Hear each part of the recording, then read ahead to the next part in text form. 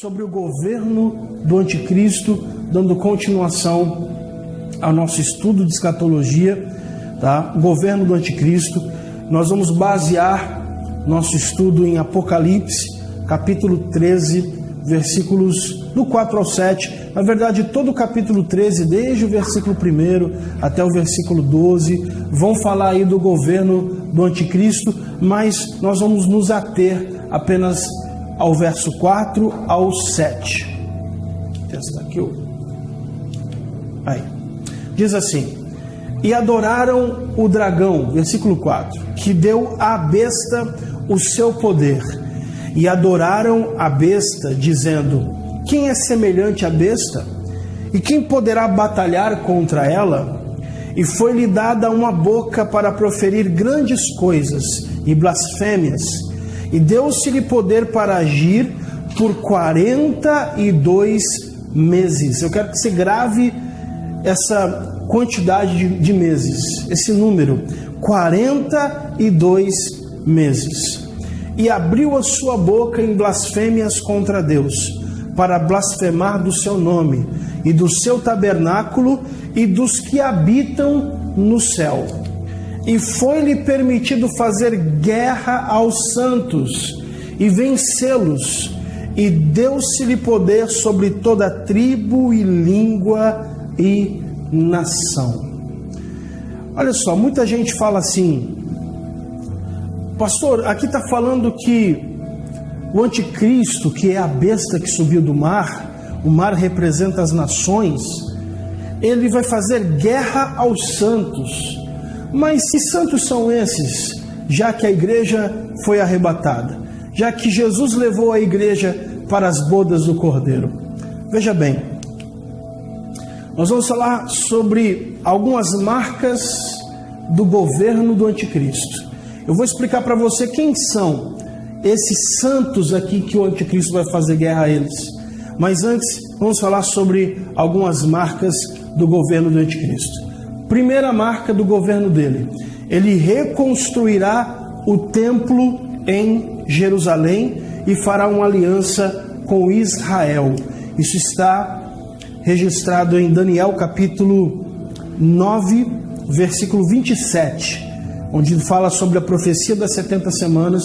Está falando sobre essa aliança e sobre a reconstrução do templo de Jerusalém. Então, uma das coisas, primeira atitude do governo do anticristo é que ele vai reconstruir o templo em Jerusalém, e ele vai fazer uma aliança não só com Israel, mas ele vai fazer uma aliança com os governos da terra.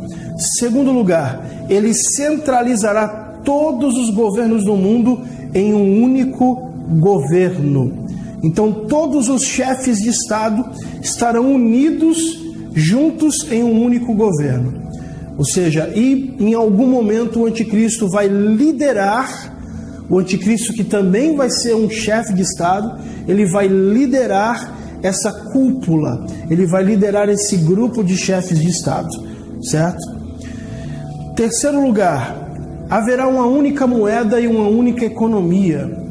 Eu quero que você entenda o seguinte: a igreja saiu da terra, milhões de pessoas desapareceram, as crianças desapareceram, porque criança não tem pecado, a criança é inocente. Então as crianças que estão na fase da inocência, elas também sumirão no arrebatamento. O mundo entra em colapso pelo desaparecimento das pessoas. O mundo entra em caos. Nesse momento, o anticristo se apresenta com uma solução para organizar o mundo, para organizar o caos que está estabelecido. Unificar, fazer um só governo, fazer uma só economia, uma só religião. E ele então, como ele dará apoio a Israel, tá? Como ele dará apoio a Israel, ele então reconstruirá o templo e fará essa aliança com Israel em Jerusalém. Veja bem, haverão povos que no início da tribulação, logo no começo da tribulação, irão fazer guerra a Israel. E o anticristo vai defender Israel desses povos, e então, quando ele defende, ele então reconstrói o templo e ele faz essa aliança com Israel. Uma única moeda, como eu disse, uma única economia, ou seja, um livre comércio entre as nações, através de uma marca, onde as pessoas poderão comprar e elas poderão vender, elas poderão negociar e fazer tudo através de uma única moeda, que será chamada de a marca da besta, né? A Bíblia fala sobre a marca da besta, não vai ter esse nome, com certeza, mas haverá uma única forma de economia, o livre comércio entre todas as nações da terra. E quem não aceitar essa marca, quem não aceitar, não poderá comprar, vender, se alimentar e será perseguido por esse governo, será perseguido pelo governo do anticristo, tá? E ele fará guerra àqueles que não aceitarem o seu governo. Ou seja, a Bíblia fala, tá? A Bíblia fala aqui em Apocalipse, capítulo 13, fala assim, versículo 16: a todos os pequenos e os grandes, os ricos e os pobres, os livres e os escravos, faz que lhe seja dada certa marca sobre a mão direita e sobre a fronte, para que ninguém possa comprar ou vender, senão aquele que tem a marca, o nome da besta ou o número do seu nome. Aqui está a sabedoria. Aquele que tem entendimento, calcule o número da besta, pois é número de homem. Ora, esse número é 666. Então, uma única economia, através de uma unidade de compra e venda, tá? Que será através de uma marca, e aqueles que não aceitarem essa marca serão perseguidos pelo anticristo. Agora vamos falar sobre esses santos que ficaram, os santos da tribulação. Quem serão esses santos que o anticristo vai perseguir? Eu quero que você entenda que existem duas igrejas, a igreja que sobe e a igreja que fica. Muitos cristãos que estão dentro das igrejas, e até mesmo pessoas que estão desviadas, muitos cristãos que estão dentro da igreja, mas estão na prática do pecado, estão vivendo na prática do pecado. Essas pessoas não subirão no arrebatamento. Jesus disse em Mateus capítulo 7, versículo 21, dizendo assim: nem todo que me diz Senhor, Senhor entrará no reino dos céus, mas somente aquele que faz a vontade de meu Pai. Porque naquele dia muitos me dirão: Senhor, Senhor, no teu nome nós não profetizamos, e no teu nome não expulsamos demônios, e no teu nome não operamos muitas maravilhas. Ou seja, essas pessoas não serão apenas cristãos normais ou nominais, são líderes que fizeram muitas maravilhas, que profetizaram, que expulsaram demônios, líderes. E aí Jesus fala no versículo 23: então eu lhes direi abertamente: apartai-vos de mim, vós que praticais a iniquidade, vocês que vivem na prática do pecado. Então essas pessoas ficarão, pessoas que não levam a vida de santidade, ficarão no arrebatamento. E essas pessoas que ficaram no arrebatamento, em Mateus capítulo 24, versículo 40 a 42, fala assim: estarão dois juntos no campo, um será levado, o outro será deixado. Estarão duas juntas moendo no moinho, uma será levada, a outra será deixada. Jesus disse em Mateus capítulo 25 sobre a parábola das 10 virgens. Cinco delas eram prudentes, estavam com reserva de azeite e não deixaram que sua lâmpada estivesse apagando. E essas 5, a metade delas, foi com o esposo. As outras 5, quando saíram para comprar azeite, perderam a chegada do noivo. E elas foram e bateram na porta, dizendo: Senhor, abre-nos. E ele disse: não vos conheço. Então haverá uma igreja que vai subir, mas haverá uma igreja de muitas pessoas que vão ficar no arrebatamento. E essas pessoas que conhecem a palavra, essa igreja que conhece a realidade da tribulação, que sabe que o governo do anticristo, ele terá um período de 7 anos, na metade 3 anos e meio, 42 meses, a outra metade 42 meses, também 3 anos e meio. Elas sabem que para terem a sua salvação agora, elas terão que dar a própria vida, negando a marca da besta, negando receber a marca do governo do anticristo. Haverá salvação para aqueles que ficarem? Sim, mas agora, se na época da graça Jesus morreu por nós e o sangue dele nos garante salvação quando nós morremos, agora, no período da tribulação, aqueles que ficarem para serem salvos terão que derramar o seu próprio sangue, serão torturados, serão degolados, como diz a palavra de Deus. A igreja que ficou do arrebatamento. Eu queria te mostrar uma analogia. Queria mostrar para você nesse estudo aqui uma analogia.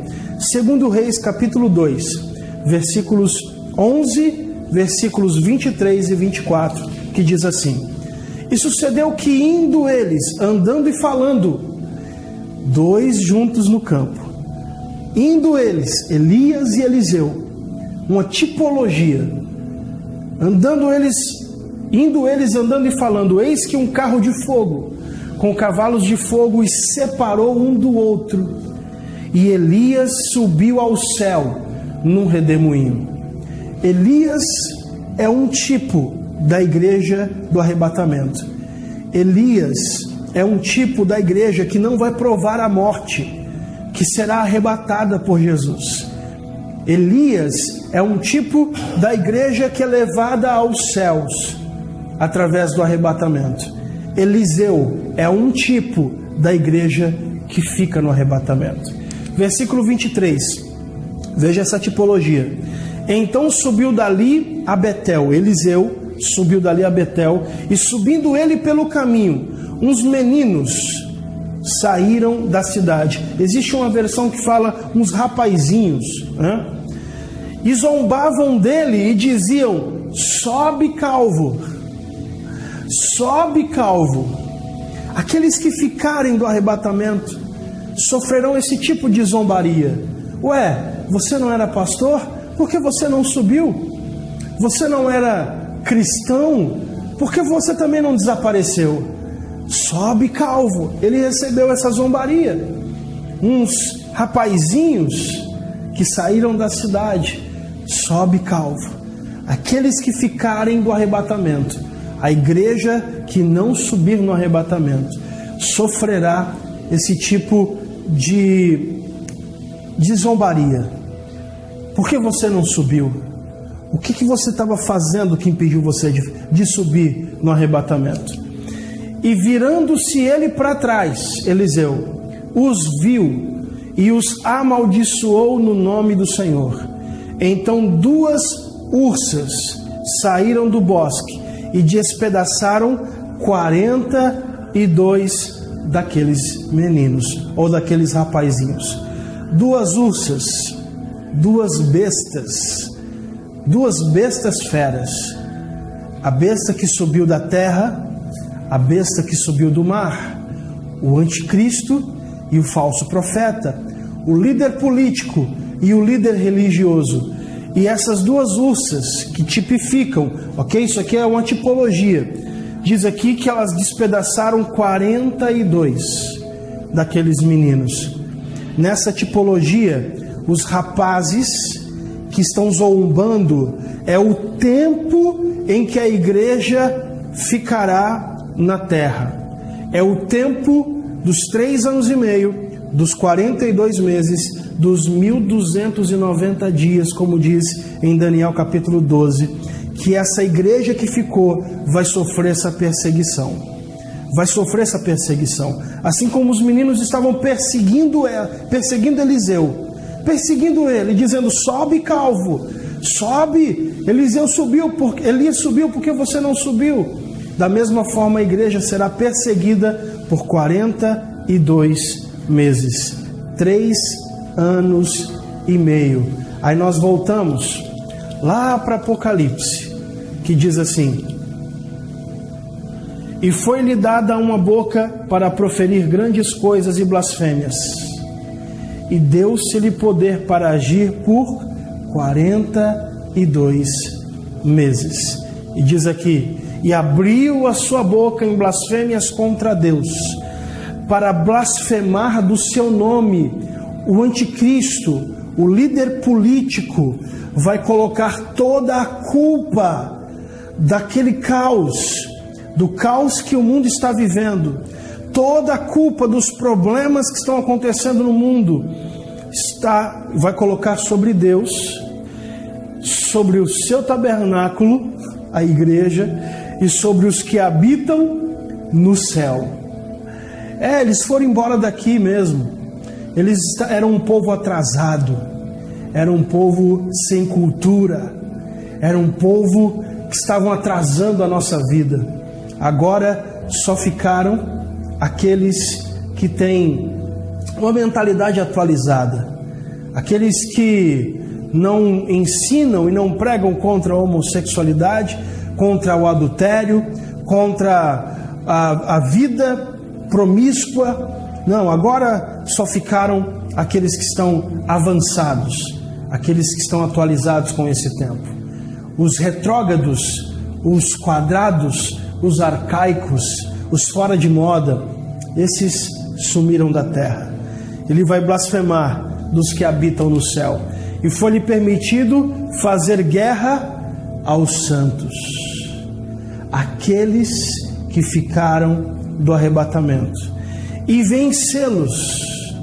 Ou seja, durante um período de 3 anos e meio, esses que ficaram, esses que se uniram na tribulação, a igreja que ficou, ela vai ser perseguida, e até o final dos 3 anos e meio, todos eles serão mortos, serão exterminados da terra. E aí sim, diz aqui: e deu-se-lhe poder sobre toda tribo e língua e nação. Ou seja, quando todos forem exterminados, todos os santos forem exterminados, aí sim o anticristo terá poder sobre todo o mundo. O seu governo vai alcançar todas as nações da terra. Vamos lá? O anticristo terá o auxílio do falso profeta. Eu não quero me estender muito sobre a questão do falso profeta. Eu só posso dizer uma coisa a você: o falso profeta será um líder religioso de grande influência no mundo, que vai dar apoio ao anticristo, e que a Bíblia fala que vai fazer milagres sobrenaturais no período da tribulação. Ele vai conseguir unificar todas as religiões da terra em uma única religião, que será a religião que vai apoiar o anticristo. Um só governo, uma só economia, uma só religião. E a Bíblia fala que em um determinado momento da tribulação, isso está em Apocalipse capítulo 13, diz que o anticristo será ferido por uma chaga mortal. O anticristo será ferido por uma chaga mortal. Talvez uma doença incurável, mas o falso profeta usará o seu poder para curar milagrosamente o anticristo. E então todos irão adorar esse líder político. Todos irão adorá-lo. Inclusive, a Bíblia fala que esse falso profeta, esse líder religioso, vai mandar fazer uma estátua, vai mandar fazer uma imagem. E eu fico pensando, qual religião do mundo não tem problema nenhum de fazer uma estátua de pessoas?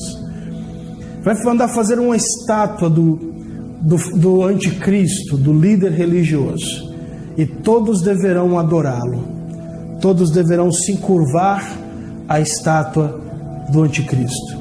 Mas vamos para frente. Para onde vão os que morreram na tribulação? A igreja arrebatada estará no céu, nas bodas do Cordeiro, enquanto a terra passará por uma purificação, que é a tribulação. A igreja estará em festa, a noiva estará casando com o noivo. Mas e esses que morreram durante a tribulação, esses mártires que não aceitaram a marca da besta nem o seu governo e que foram mortos, torturados no período da tribulação pelo exército do anticristo? Para onde eles vão? Vamos ver o que a Bíblia diz. Apocalipse, capítulo 6, versículos do 9 ao 11. E havendo aberto o quinto selo, vi debaixo do altar as almas dos que foram mortos por amor da palavra de Deus e por amor do testemunho que deram. Então João fala que ele viu debaixo do altar de Deus as almas dos que foram mortos por amor à palavra de Deus e por amor do testemunho que deram.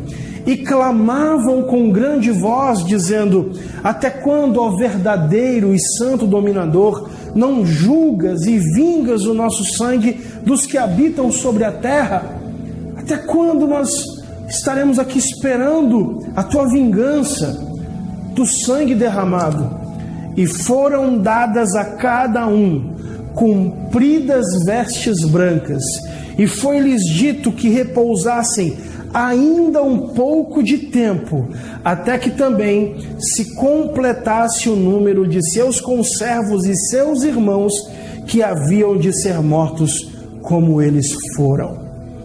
Ou seja, esses irmãos, essas pessoas que serão mortos pelo anticristo, esses santos da tribulação, a igreja que ficou da tribulação, que será perseguida até o final da tribulação, até o final do período de tribulação, eles estarão num lugar reservado, que João fala que é embaixo do altar de Deus, um lugar esperando o fim da tribulação, esperando que o número dos mortos se complete.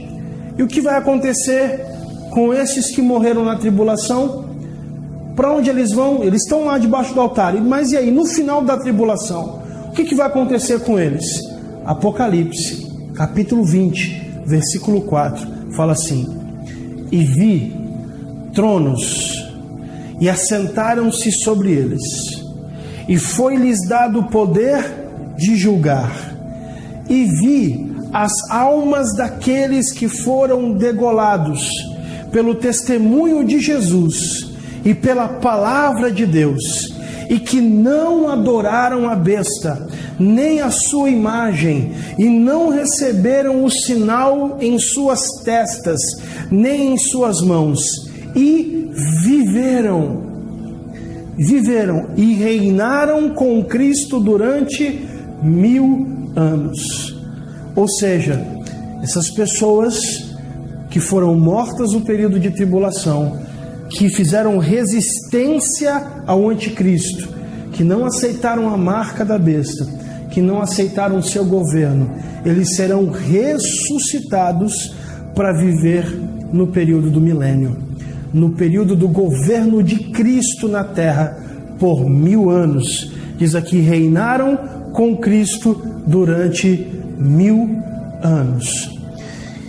Para encerrar esse estudo, Como eu disse, é só uma introdução.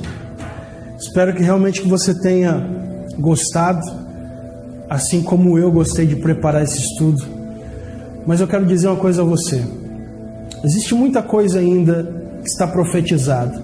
Eu falei apenas sobre os 3 anos e meio, os primeiros 3 anos e meio, aonde haverá uma falsa paz sobre a terra, aonde o anticristo ele governará como um líder mundial, como um único governo, aonde ele fará guerra aos santos, aqueles que não aceitaram o seu governo, não aceitaram a sua marca.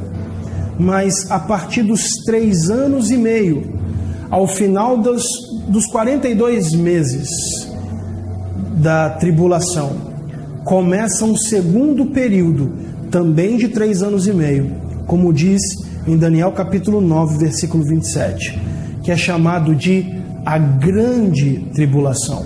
Os primeiros 3 anos e meio são chamados de tribulação, por causa da guerra aos santos. Mas o segundo período de 3 anos e meio é chamado de a grande tribulação, porque é justamente nesse segundo período que a terra sofrerá o derramamento do juízo de Deus, as taças da ira de Deus, as trombetas de Deus serão abertas e a terra sofrerá um colapso, uma carnificina, como nunca antes na história se ouviu falar. Onde ao final dos 7 anos totais do governo do anticristo, do período chamado de tribulação e grande tribulação, o Senhor então voltará com a sua igreja arrebatada e estabelecerá o seu governo na terra. Mas isso é assunto para um outro dia, para um outro estudo. Eu só quero encerrar dizendo o seguinte: Jesus está voltando. Prepara a sua vida. Para você que ainda não entregou a sua vida a Jesus, eu sempre costumo dizer que às vezes parece que tudo isso é uma cena de filme, é um roteiro de filme de Hollywood. Mas Jesus está voltando. A promessa foi feita por Ele. Ele disse que voltaria para buscar a sua igreja. Então volta para Jesus nessa tarde. Volta para Jesus, só Ele pode te dar verdadeira liberdade. Os dias estão se findando, os sinais estão se cumprindo. Logo, logo Jesus voltará para buscar a sua igreja. E você que talvez esteja na presença de Deus, mas está com a sua vida ainda complicada, está ainda vivendo na prática do pecado. A palavra pecado no grego original é hamartia, que significa errar o alvo. E por que pecado significa errar o alvo? Porque o pecado precisa ser um acidente na nossa vida. Nós vamos pecar eventualmente, com certeza, porque temos uma natureza caída. Mas o pecado precisa ser um acidente. Nós não podemos aceitar viver na prática do pecado.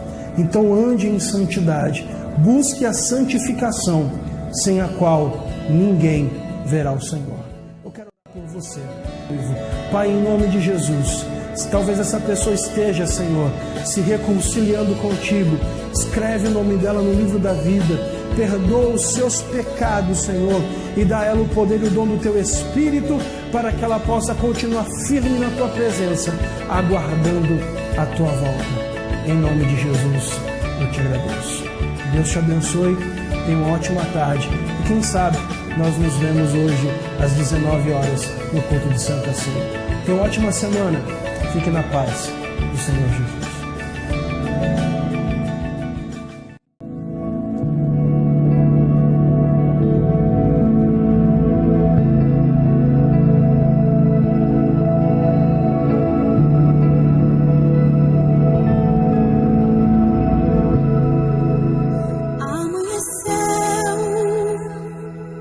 Nada pesquei,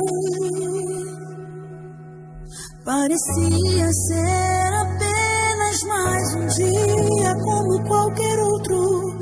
estava cansado, sem forças, desanimado. Decidi